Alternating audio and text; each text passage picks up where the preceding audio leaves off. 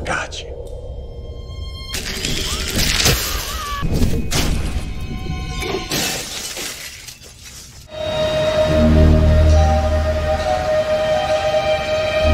He was killed.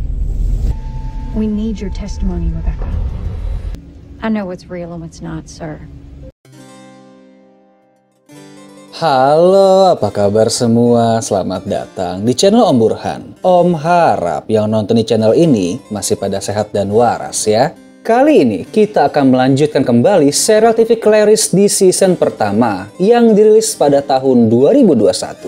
Di mana Om akan membahas dari episode 3 dan 4. Pada ending sebelumnya, kita melihat kalau saat ini Clarice sedang bergabung dengan kesatuan unit terbaru FBI yang bernama FICAP. Di mana tugas dari divisi ini adalah untuk memburu para pembunuh berantai dan predator seksual.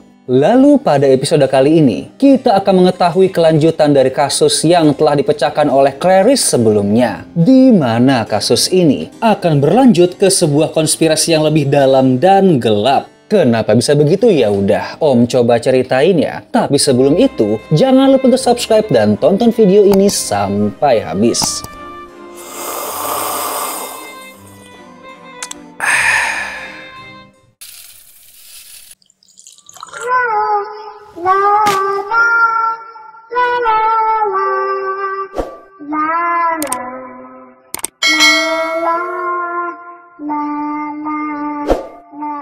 Time story. Are you sitting comfortably? Then I'll begin.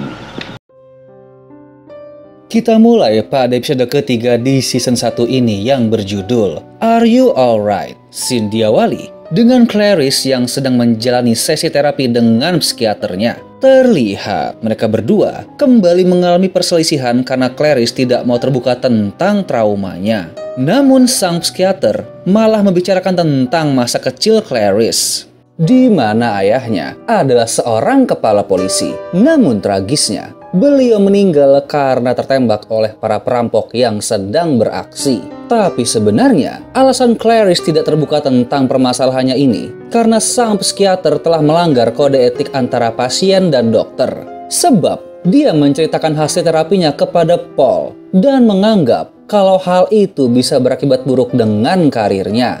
Tapi sang psikiater beralasan kalau dia hanya bertukar pikiran dengan Paul dan menekankan bahwa tujuannya ingin membantu Clarice agar bisa kembali bertugas seperti dahulu.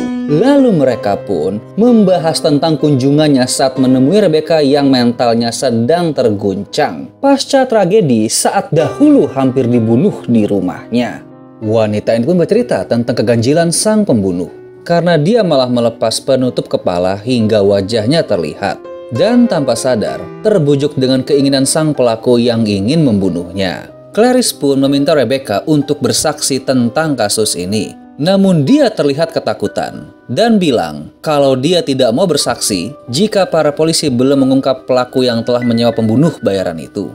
Scene pun kembali dengan Clarice yang masih melakukan sesi terapi, di mana sang psikiater kembali menekan mental wanita ini agar lebih terbuka tentang traumanya. Namun tiba-tiba, dia mendapat panggilan dari kantor dan harus segera pergi dari sana. Setelah itu, scene berpindah dengan Ruth Martin yang sedang menghadiri pertemuan kongres di mana hal yang ingin mereka bahas adalah tentang keberadaan tim FICAP yang dibentuknya.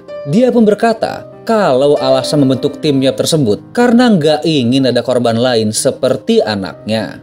Namun atas dasar itu, para pejabat mempertanyakan keefisienan FICAP karena menganggap hanya membuang anggaran negara. Tapi Ruth malah berkata kalau saat ini rasa simpati dan empati di negara tersebut sudah sangat kurang terhadap warganya. Setelah itu, kita kembali ke Clarice yang sudah berada di kantor. Dan gak lama, mereka pun mengetahui identitas asli dari sang pembunuh bayaran, yaitu Carl Welly yang merupakan mantan tentara Amerika. Bahkan dia pernah ikut di dalam operasi Gulf War. FYI sedikit info ya, Gulf War atau Perang Teluk Satu adalah perang yang dilakukan oleh Irak, di mana negara itu ingin menguasai Kuwait pada tahun 1990. Dan akhirnya PBB membentuk koalisi dari 35 negara yang dipimpin oleh Amerika Serikat untuk membebaskan Kuwait. Dan pada tanggal 27 Februari 1991, mereka berhasil menang dan menyatakan perang telah selesai. Ya, kalau kalian mau tahu lebih lanjut tentang sejarah ini, monggo tanya aja langsung ke mbak yang satu ini ya.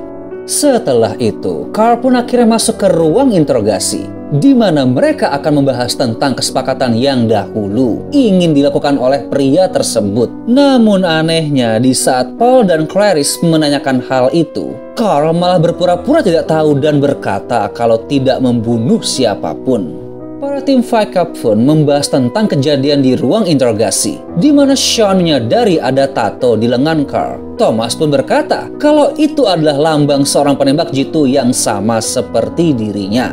Dan di satu sisi, Clarice pun yakin kalau Carl bukanlah seorang pembunuh berantai, karena pada dasarnya dia hanyalah orang yang terlatih untuk membunuh. Setelah itu, Paul pun menerima telepon dari Ruth di mana sang jaksa bilang kalau saat ini tim Fight Club sedang diperiksa dan entah sampai kapan akan bisa bertahan. Kemudian karena terdesak serta tekanan dari pihak internal, Ruth pun bilang agar Paul melakukan segala cara agar Carl mau memberitahukan segalanya.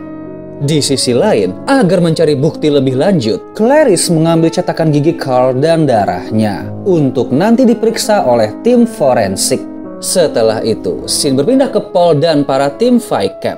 Mereka tengah membahas langkah yang harus dilakukan untuk memaksa Carl mengakui perbuatannya. Clarice pun tiba-tiba datang dan bilang kalau mungkin saja dia bisa memaksa Carl karena pria ini punya kode etik moral terhadap perempuan. Sebab waktu mewawancarai Rebecca, wanita ini berkata kalau sang pembunuh berperilaku sopan saat dirinya sedang berganti baju. Bahkan saat Clarice mengambil cetakan giginya, Carl pun tampak tidak nyaman saat mulutnya disentuh. Atas info tersebut, Paul pun minta Thomas untuk ikut menemani dalam interogasi selanjutnya dengan tujuan akan memancing emosi Carl karena Thomas dulunya merupakan salah satu anggota militer. Lalu kedua pria ini pun mencoba mengorek informasi dari Carl dengan menggertak kalau mereka telah menemukan banyak bukti yang bisa memberatkannya hingga bisa mendakwa Carl dengan hukuman penjara seumur hidup. Thomas pun juga menuduh kalau Carl telah memperkosa para korban dan secara tidak langsung membuat Carl merasa tidak nyaman. Thomas pun kembali menghina dengan bilang kalau Carl telah mempermalukan harga diri seorang tentara. Namun sang pembunuh ini berkata kalau kau tidak tahu apapun tentang dunia militer. Tapi hal itu ditepis oleh Thomas dengan menunjukkan tato di lengannya yang menandakan kalau dia dulunya juga adalah seorang anggota khusus penembak jitu. Lalu Paul berusaha menenangkan mereka berdua dengan tujuan bisa mendapatkan simpati Carl. Tapi di saat yang bersamaan, Carl pun bilang kalau dia tidak memperkosa atau membunuh siapapun. Bahkan yakin kalau mereka semua tidak mempunyai bukti yang cukup untuk tuduhannya. Atas dasar ini, Clarice pun menyadari kalau Carl terlihat tidak takut dengan gertakan yang dilakukan oleh Paul, sehingga membuat mereka harus mencari cara lain agar dapat membuatnya bicara.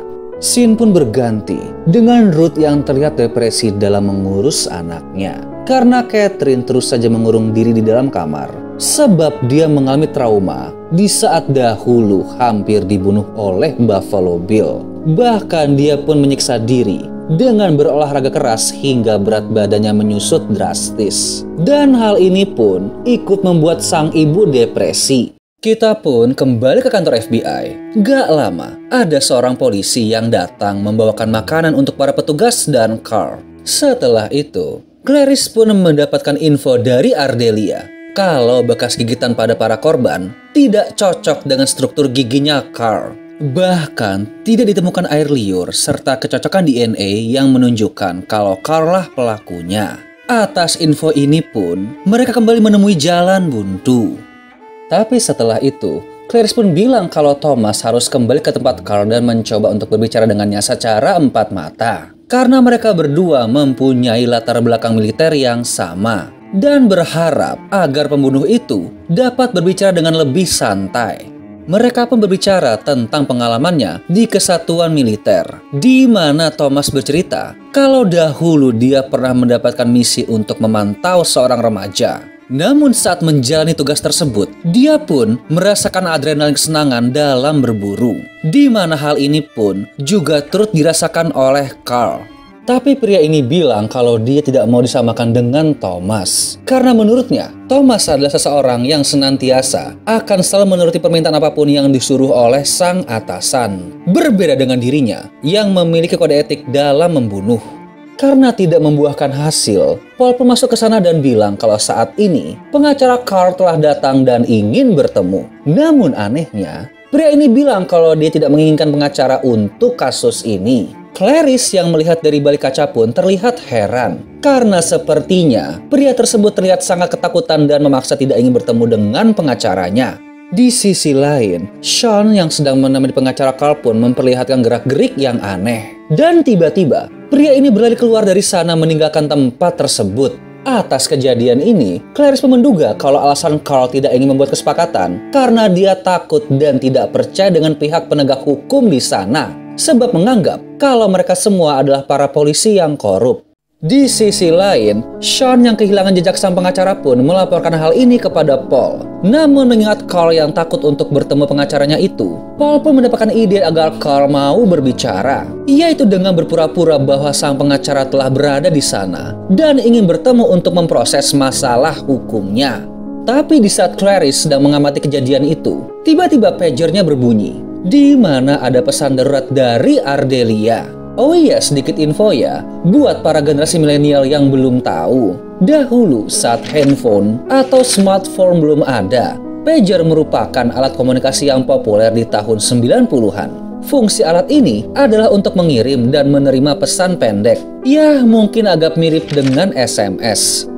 Kemudian saat bertemu Ardelia, dia pun bercerita kalau mungkin saja bekas gigitan yang ada di tubuh para korban dibuat oleh sepasang gigi palsu. Karena itulah mereka tidak dapat menemukan jejak DNA atau air liur pada bekas gigitan tersebut. Namun karena itu, Ardelia pun mendapatkan firasat buruk akan kelanjutan kasus ini. Dan Clarice pun merasakan hal yang sama. Namun dia ingin agar konspirasi ini cepat terungkap. Tapi di saat Clarice ingin berbicara tentang temuannya tersebut, Paul yang sudah kehilangan kesabaran pun bilang kalau dia tidak ada waktu untuk temuan barunya Clarice. Dan karena sudah stres akan hal ini, dia pun sedikit berhalusinasi. Lalu tanpa sadar, melempar gelas yang ada di sana.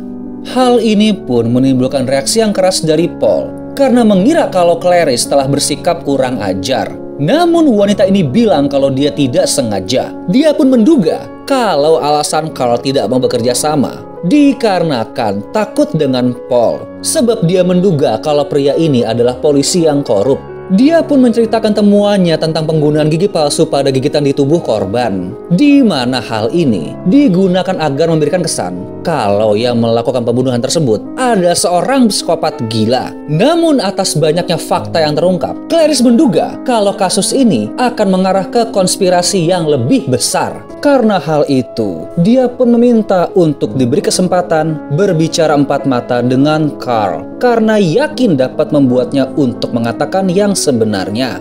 Setelah itu, Clarice pun kembali menemui pria itu, lalu bilang akan memberikan perlindungan saksi jika mau bekerja sama.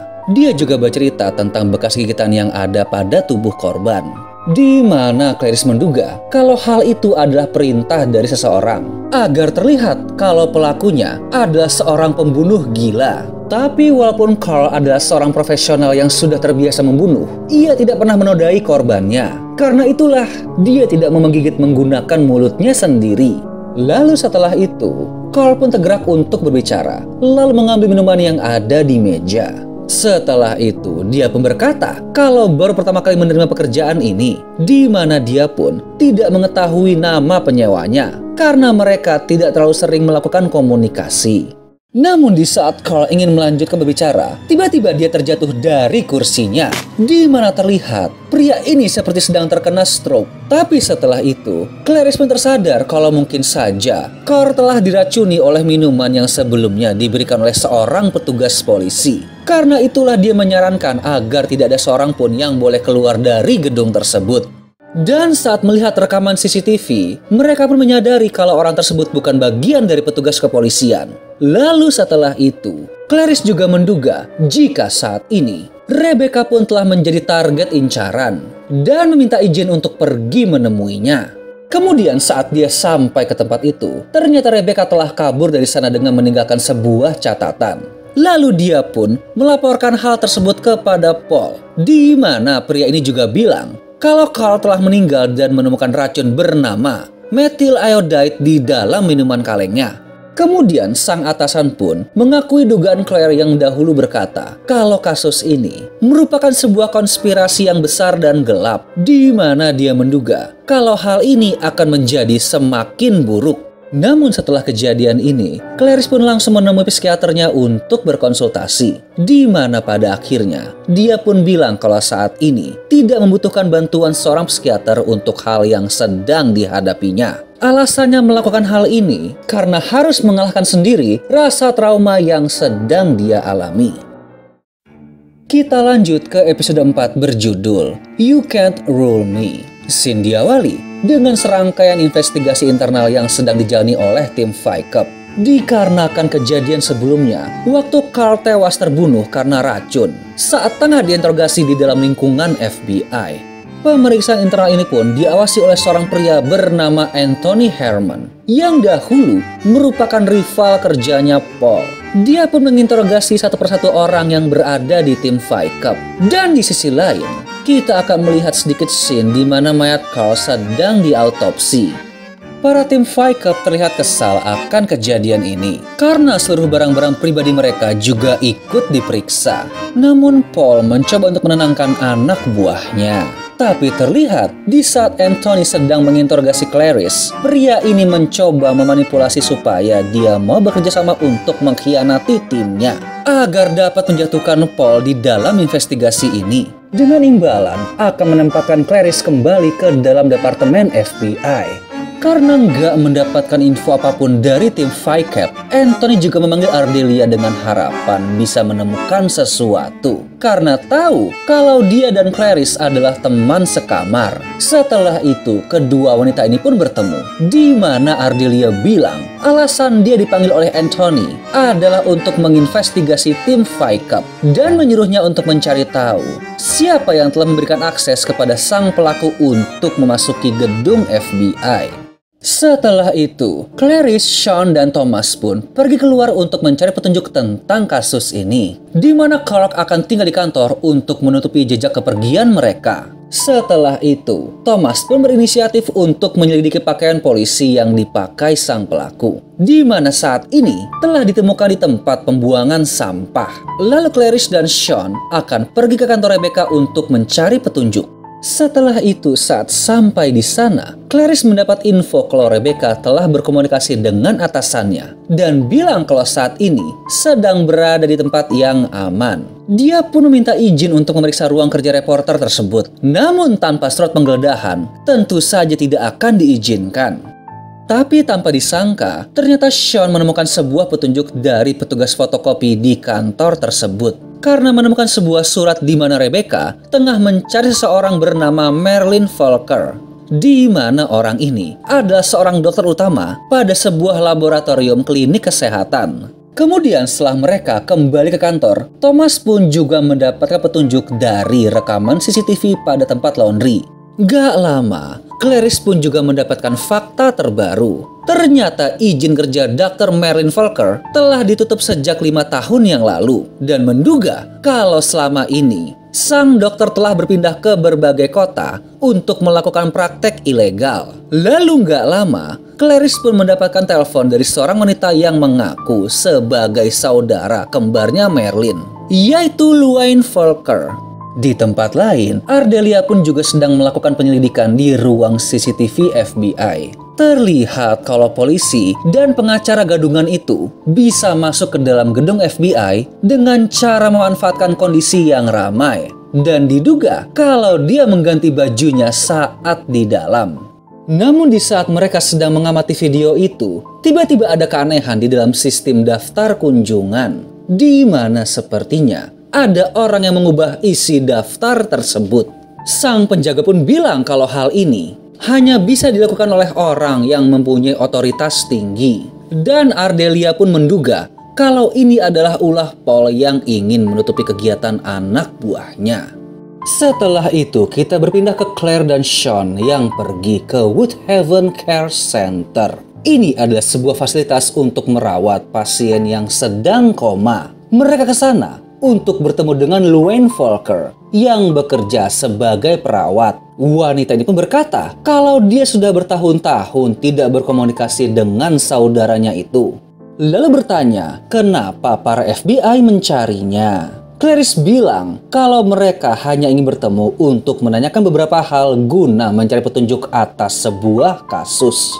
Kita kembali ke Ardelia, di mana dia telah mengetahui nama pengunjung dari pengacara dan polisi palsu itu, yaitu Dan Willis dan Mike Diaz. Lalu pindah lagi ke Clarice yang sudah kembali ke kantor bersama Sean. Pria ini pun bercerita, walau sering beradu argumen dengan Clarice, tapi dia tahu kalau Paul akan selalu melindungi rekan satu timnya. Setelah itu, para tim pun juga mengetahui identitas yang dipakai oleh sang polisi gadungan, yaitu Mike Diaz. Namun ini bukanlah nama aslinya, karena menurut catatan sipil, orang yang bernama Mike Diaz telah mati pada tahun 1976. Setelah itu, Clarice pun memberikan pesan darurat kepada Ardelia untuk bertemu di luar kantor, di mana tujuannya adalah untuk memberitahu temuannya tentang identitas palsu sang polisi gadungan yang telah membunuh Carl, serta info mengenai dokter bernama Marilyn Volker yang sepertinya menjadi bagian di dalam fasilitas kesehatan yang dahulu diinvestigasi oleh Rebecca. Namun sahabatnya ini terlihat kesal dengan sikap Clarice, karena saat ini dia juga mempunyai penyelidikannya sendiri. Dan kesempatan ini sudah lama dia nantikan. Serta, jika dia membantu Clarice, hal ini akan dijadikan alasan bagi Anthony untuk mencari-cari kesalahan dari tim Fight Club. Setelah itu, adegan pun berpindah dengan Clarice, Thomas, dan Sean yang pergi ke rumah Marilyn, di mana mereka telah mempunyai surat perintah untuk menggeledah tempat tersebut. Namun saat diperiksa, rumah itu tidak berpenghuni. Lalu di kantor FBI, Ardelia pun menceritakan temuannya tentang identitas yang digunakan sang pembunuh dalam masuki gedung tersebut, serta memberitahu tentang perbuatan Paul yang mengubah sistem daftar kunjungan. Atas hal tersebut, raut wajah Anthony pun terlihat senang karena bisa memakai ini untuk menjatuhkan Paul. Tapi Ardelia bilang kalau ini juga adalah kasusnya dan semua info yang telah diberikan adalah hasil kerja kerasnya. Lalu berharap akan diikutsertakan sampai selesai. Namun Anthony hanya memberikan pujian dan ucapan terima kasih terhadap info yang diberikan oleh Ardelia. Kita kembali lagi kepada Clarice, di mana dia masih berada di rumah Marilyn. Lalu perhatiannya pun tertuju pada sebuah lukisan di sana. Dan setelah diperiksa, ternyata pada bagian belakangnya terdapat daftar nama para korban. Lalu di dapur pun, Sean menemukan botol berisi methyl iodide yang diduga digunakan untuk meracuni Carl. Clarice pun merasakan keganjilan terhadap temuannya ini karena semuanya terasa sangat mudah.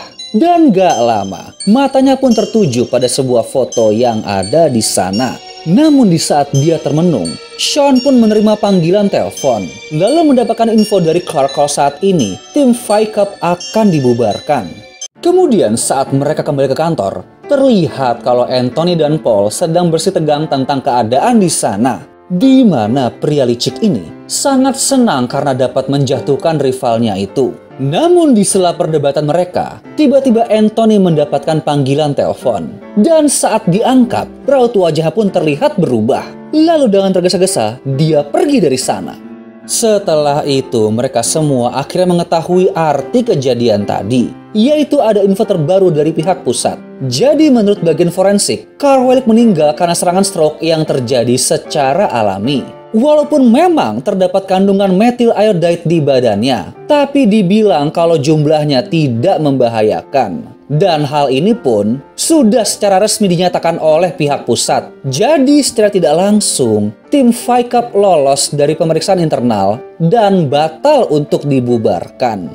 Kemudian gak lama setelah itu, Paul dan Clark pun membahas keanehan ini, di mana mereka menduga kalau mungkin saja telah terjadi campur tangan otoritas dari pihak lain yang lebih mempunyai kuasa, sehingga bisa mengubah laporan kematian Carl. Jadi untuk saat ini, mereka pun harus lebih berhati-hati. Namun di sisi lain, Clarice pun meneruskan penyelidikannya. Lalu dia kembali pergi ke Woodhaven Care Center untuk menemui Luane. Tapi karena sudah malam, keadaan di sana pun menjadi sangat sepi. Dan dia pun langsung berinisiatif naik ke lantai 2 untuk melihat-lihat keadaan di sana. Lalu terlihat kalau Luane sedang merawat pasien yang ada di sana. Dan dia pun terlihat kaget dengan kedatangan Clarice. Namun di saat sang detektif ingin menanyakan beberapa hal, tiba-tiba dia ingin pergi pamit sebentar. Dengan alasan harus mengganti infus pasien yang berada di ruangan lain. Setelah itu, Clarice pun melihat keadaan pasien di sana. Dan gak lama, dia pun melihat seorang wanita yang sepertinya mirip dengan foto yang ada di rumah Marilyn. Tapi di saat dia ingin berkomunikasi dengan pasien tersebut, tiba-tiba Luane menyerangnya dari belakang sambil menusukkan jarum suntik ke arah Clarice. Dan seketika, pandangan mata wanita ini pun langsung buram hingga dia terjatuh ke lantai. Lalu film pun selesai. Gimana filmnya? Wah, ceritanya sudah makin seru ya. Karena makin banyak konspirasi yang terjadi. Di mana sepertinya ada pihak dengan otoritas tinggi yang ikut campur dalam kasus kematian Carl. Dan bisa disimpulkan kalau hal ini akan berujung kepada konspirasi yang lebih besar. Serta kalian juga pasti penasaran kan bagaimanakah nasib Clarice di saat dia diserang oleh Luane. Dan alasan kenapa dia melakukan hal tersebut. Ya mudah-mudahan semua ini bisa kita lihat pada video selanjutnya. Oke deh, sekian dulu ya dari Om tentang serial Clarice ini. Kalau kalian masih penasaran, monggo streaming langsung aja, dan bila terhibur, monggo subscribe atau komen di channel ini biar Om makin semangat lagi bikinnya. Thank you.